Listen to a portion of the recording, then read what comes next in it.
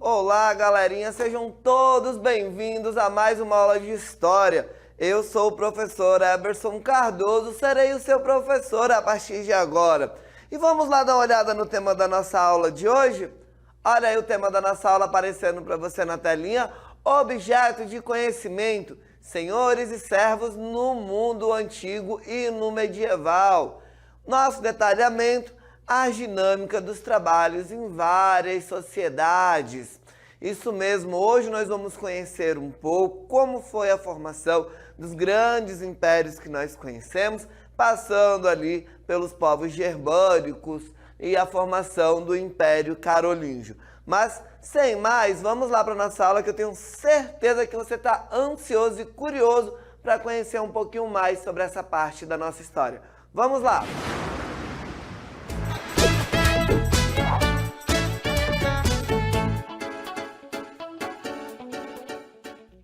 É isso aí, olha só, a gente já começa a nossa aula lembrando o seguinte: o ano de 476 é o ano que marca o fim do período da história antiga, da antiguidade, e o início do período medieval. O ano de 476 ele é marcado pela queda da cidade de Roma, pela queda do Império Romano do Ocidente, tá? Então, essa é uma data importante que marca ali o fim de um período e o início de um novo período. Período esse que nós vamos chamar de Idade Média. Ou então, como alguns estudiosos, alguns historiadores europeus com uma visão eurocêntrica, chamava de Idade das Trevas, tá? Mas é importante a gente sempre lembrar que este período marca o fim. Essa data marca o fim de um período e o início de um novo período chamado de Idade Média, onde a gente vai ter a formação dos feudos, a formação dos grandes reinos que a gente vai conhecer a partir de agora, tá? Tudo isso acontece principalmente por causa da vulnerabilidade que o Império Romano vai viver sobre as suas fronteiras. Olha só o que a nossa cartela diz. A vulnerabilidade do Império Romano acabaria colaborando com a invasão, de vários povos, de várias partes da Europa e da Ásia em seus territórios. Estão vendo essas imagenzinhas aqui coloridas no nosso mapa? Pois todos esses povos aqui da Europa e da Ásia acabariam migrando aqui para o Império Romano. Iriam começar a pressionar as fronteiras romanas para invadir o Império. Isso acabaria colaborando para a fragmentação do Império Romano. A maior parte desses povos aqui que migraram para a região do Império Romano pertenciam a um grupo linguístico conhecido como germânicos. Isso acabaria colaborando para que eles fossem conhecidos como os povos germânicos, tá? Olha só, a pressão desses povos se agravou lá no século V, quando os povos da Ásia Central, conhecidos como os hunos, iniciaram as invasões. Quando os hunos desceram da África, invadiram o continente europeu, a situação iria ficar mais complicada para a manutenção e a sustentação aí do Império Romano. Os germanos foram obrigados a entrar cada vez mais para o interior do Império Romano, promovendo diversos ataques. Esses ataques eram cada vez mais violentos, causando aí grandes prejuízos ao comércio e agravando cada vez mais a crise econômica romana. Lembrando que antes da queda do Império Romano, o Império já vinha passando por várias crises. Lembram lá de outras aulas, quando a gente fala sobre a crise da falta de escravos, nós vamos ter a falta de alimentos, nós vamos ter as guerras civis que começam a acontecer dentro do Império. O Império já está meio que fragilizado. E aí, com a descida desses povos germânicos e a introdução deles para dentro do Império Romano, isso acabaria enfraquecendo mais ainda a questão econômica. Nós vamos ver uma série de fatores que vão surgir a partir dessas invasões, certo? Olha só, no ano de 476, o povo germânico Érulo conseguiu aí depor o último imperador romano, colocando fim ao Império do Ocidente, tá?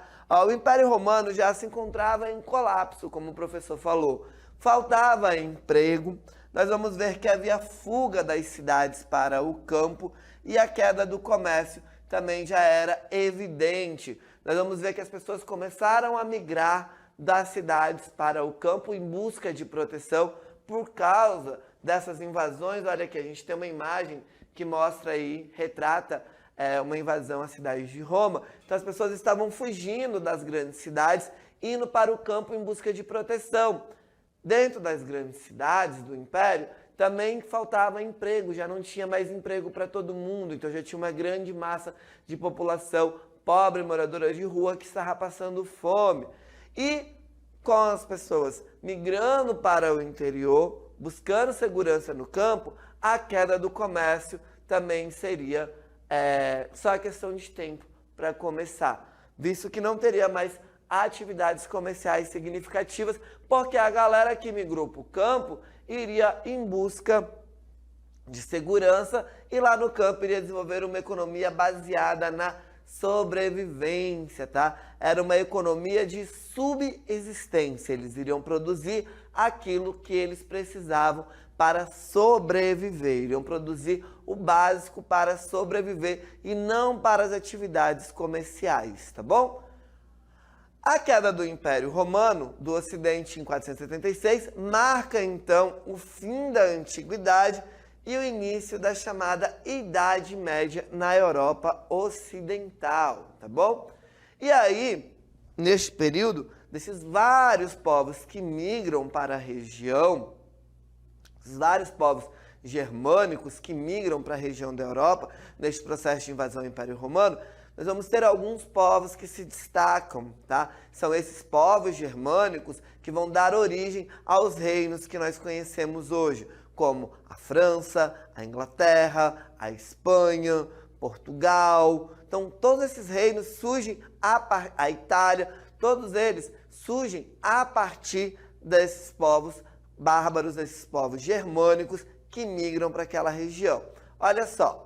Os povos germânicos receberam uma grande influência também da cultura ocidental. Eles vão trazer a sua cultura, mas eles também vão receber uma grande influência, e essa influência vai acontecer antes mesmo da queda do Império Romano do Ocidente, mas vai fortalecer mais ainda essa influência logo depois que o Império cai, tá?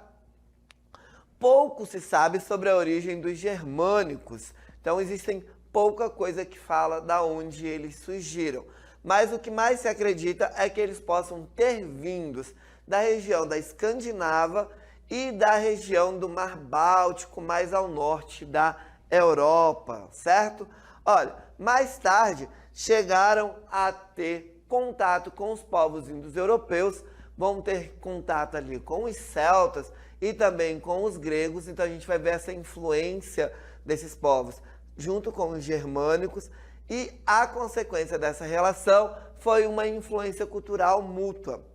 Podemos notar isso na língua indo-europeu, que passou a ser adotada pelos germânicos, tá? Os germânicos que desceram para a região da Europa antes mesmo da queda do Império Romano, acabaram mantendo contato com esses povos, com os povos gregos e com os celtas, e nós vamos ver que a própria língua iria ser um exemplo, que eles iriam acabar adotando a língua indo-europeu na sua fala, né, na sua comunicação. Entre os povos germânicos, nós vamos ter alguns que se destacaram mais. A gente vai ter vários povos, tá, galerinha?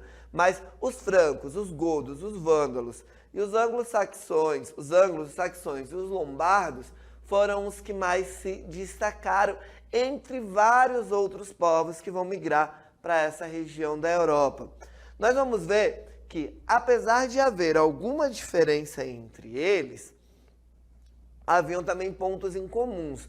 Não é porque eram todos povos bárbaros germânicos que eles eram iguais, tinham as mesmas práticas, as mesmas culturas, a mesma cultura, mesmas crenças. Não, eles eram povos diferentes, eram germânicos, porque vinham de uma linha, de um tronco linguístico germânico, mas cada um tinha seus valores, seus costumes, sua forma de se organizar.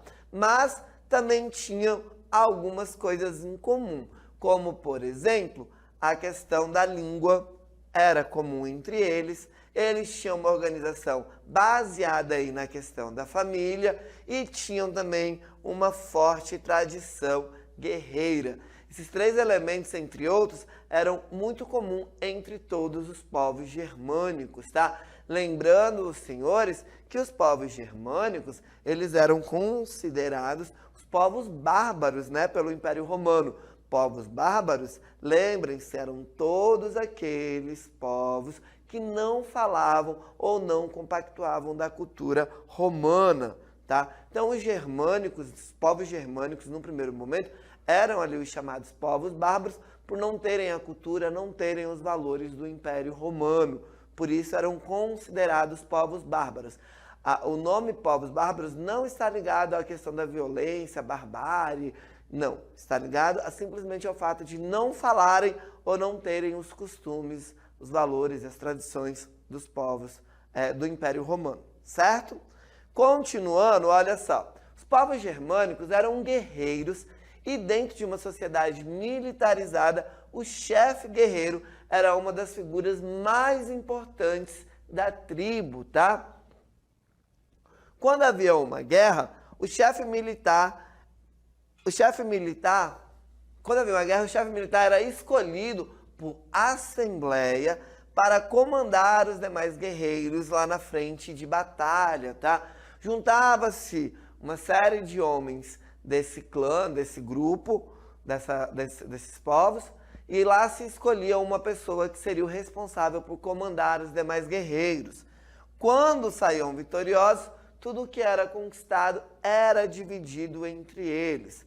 As vitórias, galerinha, traziam aí terras para o desenvolvimento da agricultura, a criação de gado, e isso acabava colaborando para garantir a sobrevivência de todos da comunidade e também a manutenção do poder guerreiro e de seus parentes, tá? Esse chefe guerreiro acabaria se tornando aí o rei lá na frente, ó. A liderança do chefe guerreiro, com o tempo, passou a ser transmitida de pai para filho, tornou-se hereditária. Num primeiro momento, dentro desses povos germânicos, o chefe militar, o cara que iria para frente de batalha, era escolhido através de uma assembleia. E aí as conquistas eram repartidas entre eles, boa parte ficava na mão do chefe, que acabaria se organizando depois com as terras e com toda a produção. Com o passar do tempo, o poder acabou ficando na mão desse chefe e foi transmitido, passou a ser transmitido não mais através de uma assembleia, mas agora através da questão hereditária. Algo muito comum que a gente ainda vê até os dias de hoje, onde há monarquia, né? O poder sendo transmitido de pai para filho. Quando o rei ou a rainha morre, quem assume é o príncipe, o herdeiro, né? Por se tratar de uma questão hereditária. Então, desde lá dos povos germânicos, no início da Idade Média, isso já era praticado, tá bom? Continuando, olha só, vamos ter um encontro de diferentes culturas. Entre o século V e início do século VI, os povos germânicos conseguiram se fixar em terras que pertenciam aos antigos nobres do Império Romano. E aí, dessa forma, alguns líderes guerreiros conseguiram aí se estabelecer no poder e tornar-se rei mais na frente. Alguns povos germânicos não possuíam organização política e administrativa para administrar os territórios conquistados. Isso acabava colaborando para que seus reinados tivessem pouca duração. Então os reinos acabariam durando pouco tempo neste período, porque eles não tinham toda aquela estrutura que o Império Romano tinha para controlar, administrar ali os novos territórios que eles conquistavam. Isso acabava colaborando para que os reinados tivessem pouca duração. Os reinos germânicos passaram a ser duradouro apenas no século VI, quando os francos dominaram a região da Gália, quando os anglo-saxões dominaram aí as ilhas britânicas, os visigodos passaram então a ter o domínio na Península Ibérica e os ostrogodos e os burgundios na região da atual Itália. E aí a Europa passaria a ter uma configuração parecida com este mapa, olha só. Nós vamos ter aqui, ó, o reino dos francos, que vai ocupar aqui boa parte da região da França. Vamos ter os reinos suecos aqui próximo ao reino da Espanha e Portugal. Os visigodos, que vão dar origem aqui aos reinos da Espanha, de Portugal, o reino de Castela. Vamos ver aqui os reinos ostrogodos ocupando aqui parte do território de Roma. Os reinos dos vândalos aqui, parte do norte da África, né? Com a cidade de Cartago sendo a capital. Vamos ver aqui, ó, os povos bretões, anglos, saxões, ocupando aqui a região que vai dar origem à Inglaterra. Aqui a gente ainda tem, ó, os povos batavos que vão ocupar aqui essa região próxima à Holanda. Enfim, a gente vai ter vários reinos que surgem a partir desses povos os povos germânicos que passam a ocupar a Europa a partir da queda do Império Romano. Os reinos germânicos, eles se estabeleceram em antigas terras que pertenciam ao Império Romano.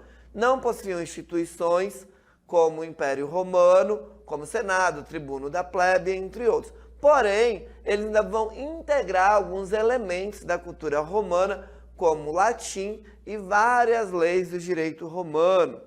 O latim passou a ser mais usado nos setores administrativos, porém também influenciou na origem de muitas línguas germânicas. O direito romano passou também a conviver com as leis germânicas. Essas leis germânicas que eram baseadas nos costumes, tá? Diferente do direito romano, as leis germânicas tinham como base os costumes. Os romanos também foram influenciados aí por alguns costumes dos povos germânicos, como o simples ato de comer carne de porco, que antes era consumida apenas em festivais.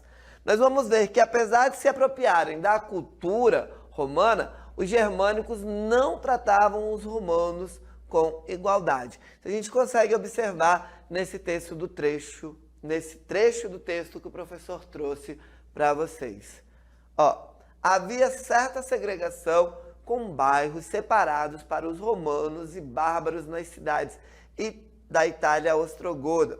Com a função militar proibida aos romanos em diversos reinos, como os germanos, em quase todos os locais, usando sua roupagem tradicional.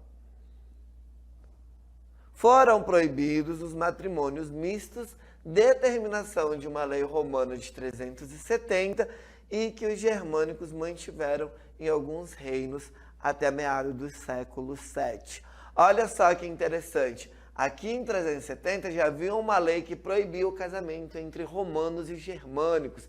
Isso quer dizer que os povos germânicos já andavam pelo Império Romano aqui no ano de 370, onde eles faziam acordos para proteger as fronteiras e tal. Então já havia este contato que se acirrou com a queda do Império em 76, e esses romanos acabaram sendo segregados, aí, apesar de terem sua cultura meio que assimilada pelos germânicos, continuou tendo aí uma segregação que só foi acabar lá no século VII, certo?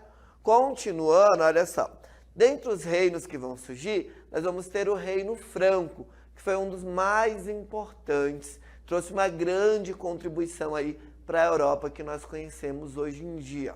Ó, entre os povos germânicos, os francos foram os que mais se destacaram. No início do século V, ocuparam a região da Gália, hoje a atual região da França, e conseguiram expandir aí os seus domínios através de grandes batalhas e acordos políticos com outros povos. Então, o Reino Franco é que vai dar nome à região da França, tá? Continuando, olha só. O rei Clovis, pertencente à dinastia merovíngia, foi o grande responsável pela expansão do Reino Franco, tá? Ele acabou estabelecendo a capital do reino na cidade de Lutetia Parisiorum. Acho que é assim que se fala, o latim do professor não está bem. Mas é essa cidade aqui, onde foi estabelecida a capital do Reino Franco, foi que deu origem à chamada Cidade de Paris, tá? A cidade de Paris era uma antiga cidade romana que mais tarde passaria a ser aí a capital, a sede do governo dos francos, tá? Passando a ser chamada de Paris. No final do século V, ele se converteria ao cristianismo, aproximando as relações entre os francos e a igreja cristã romana, tá? A conversão vai ter um grande significado naquele período, porque ela acabaria motivando outros reis a se converterem também ao cristianismo. Então, a conversão de Clovis acabou colaborando para que outros reis da época também se convertessem ao cristianismo. E com o apoio da igreja, os francos passaram a expandir cada vez mais os seus domínios, conquistando outros povos e conquistando novos adeptos à fé cristã. Tá? A gente vai ver um crescimento bem significativo do Império, do Reino Franco, e crescimento também da Igreja Católica, que começa a ganhar cada vez mais prestígio. As relações entre a Igreja e o Reino Franco ficaram mais próximas quando o papado solicitou a ajuda do governante Pipino o Breve para lutar contra os povos lombardos na Península Itálica, derrotando-os, tá? Quando o papado, galera, a gente fala que o papado, a gente se refere ao Papa, a figura do Papa, que acabou solicitando uma ajuda de Pipino o Breve, Pipino que foi um dos grandes e importantes líderes dos reis, ali um importante rei franco neste período. Aqui a gente tem uma imagem de Pipino o Breve, tá? Ele foi muito importante para o império que vai surgir logo mais à frente, sobre o poder do seu filho, mas também para a Igreja Católica. Ele foi importante para o Reino Franco, que viria a se tornar um império na mão do seu filho, mas ele também trouxe uma grande contribuição para a Igreja, porque eles iriam vencer os povos lombardos que estavam ocupando a região da Península Itálica. Ele iria então entregar parte do território conquistado à Igreja, tá? Ele vai então entregar as terras da Itália Central ao Papa Estevão II, dando origem ao que nós vamos chamar de Patrimônio de São Pedro, ou Estados Pontífices. É quando a Igreja passa a ter terras e formar aí os Estados Pontífices, tá? Sobre o governo, sobre a administração do Papa. Em contrapartida, o Papa reconheceria Pipino como o rei dos francos e legitimou aí a dinastia carolíngia como a herdeira desse trono. Segundo a fé cristã, a Igreja Católica, segundo a fé cristã da Igreja Católica, o Papa é a voz de Deus na terra. Ou seja, segundo a fé cristã da Igreja Católica, o que o Papa diz é como se Deus estivesse dizendo. O Papa, ele é o intermediador entre o homem e Deus. Segundo a Igreja Católica naquele período, para a gente conseguir ter este contato com Deus, a gente tinha que passar pela igreja. E o Papa era quem trazia as palavras de Deus para o mundo. Deus falava através do Papa. Então imagina o peso que não tinha ao momento em que um Papa dizia e reconhecia um rei naquele período. Era como se Deus estivesse reconhecendo este rei. Então isso era muito importante, tinha um peso muito grande naquele período, tá? Então a gente vai ver o Papa reconhecendo o rei Pipino Breve como o rei carolíngio, tá? Depois dele, nós vamos ter o seu filho, Carlos Magno. Carlos Magno foi filho e herdeiro do trono de Pipino, continuou o processo de expansão dos territórios francos e o fortalecimento das relações com a Igreja de Roma. Durante o governo, os reinos germânicos dos lombardos, saxões e bárbaros passaram também a ser cristãos. A gente vai ver aí eles também se convertendo ao cristianismo sob a influência de Carlos Magno.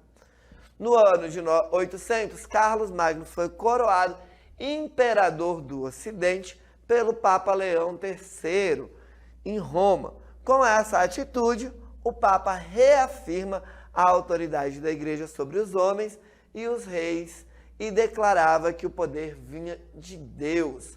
A coroação de Carlos Magno também servia para garantir a unidade da Igreja e do Império em torno do imperador do Ocidente. Carlos Magno também daria início a um movimento que ficaria conhecido como Renascimento Carolíngio, onde o principal objetivo deste Renascimento Carolíngio era preparar intelectuais do clero cristão para orientar com sabedoria os fiéis na doutrina da Igreja. E olha só, com a orientação de estudiosos cristãos, a Bíblia foi revista e copiada pelos monges em latim. Antes da Revolução do Renascimento Carolíngio, a Bíblia era escrita em várias línguas e existiam várias Bíblias diferentes. Foi justamente durante o governo de Carlos Magno no Renascimento Carolíngio quando a Bíblia que nós conhecemos hoje foi revisada, copiada pelos monges em latim e passou a ter um texto bíblico único no Ocidente, tá? Antes de Carlos Magno existiam várias Bíblias com vários textos diferentes, não existia um padrão para a igreja, tá? Os escritos gregos, romanos e cristãos serviram como base para desenvolver o ensino que era praticado nas escolas platinas, tá? Nos mosteiros e instituições ligadas ao clero. Carlos Magno também deu origem ao sistema da vassalagem, tá? Que é uma relação que é estabelecida entre os nobres e reis, onde há doação de terra em troca de proteção, em troca de segurança. Era uma maneira que se tinha de ter um controle do vasto império que se tornou aí o Império Carolíngio, tá? Ele acabou também estimulando os costumes germânicos das relações de fidelidade e honra entre os senhores e servidores. O poder do rei, com isso, acabaria se pulverizando nas mãos de muitos senhores, tá? Com a morte de Carlos Magno e a disputa pelo poder entre seus sucessores, a figura do rei ficou ainda mais enfraquecida. Já não estava muito boa porque, com esse estabelecimento dessa relação de suzerania e vassalagem, o poder começou a se consolidar, acabou se tornando cada vez maior nas mãos dos senhores de terras, que lá na frente vão se tornar os grandes senhores feudais, né? E isso acabou enfraquecendo também a figura do rei, porque o feudo ali, o senhor feudal, tinha algumas autonomias dentro do seu feudo, da sua região, como força para cunhar suas próprias moedas, aplicar a justiça, fixar tributos e formar exércitos locais. Então, tudo isso acabou colaborando para que a figura do rei ficasse cada vez mais enfraquecida, surgindo aí vários pequenos reinos logo depois da queda do império, tá? Continuando, olha só. E para agravar ainda mais a situação no século IX, vamos ver aí várias áreas da Europa sendo saqueadas pela figura dos Vinks, que começam a chegar na Europa, na região da Europa Central, começando a ocupar a região. Isso acabaria provocando, de fato, a desagregação ali do Império e a formação de vários reinos que iriam buscar se proteger das invasões dos povos Vinks, consolidando e fortalecendo ainda mais esse sistema feudal que nós vamos conhecer em uma próxima aula. Porque por hoje o professor Eberson fica por aqui. Eu espero que você tenha gostado da nossa aula e a gente se encontra aí numa próxima aula de História. Até a próxima!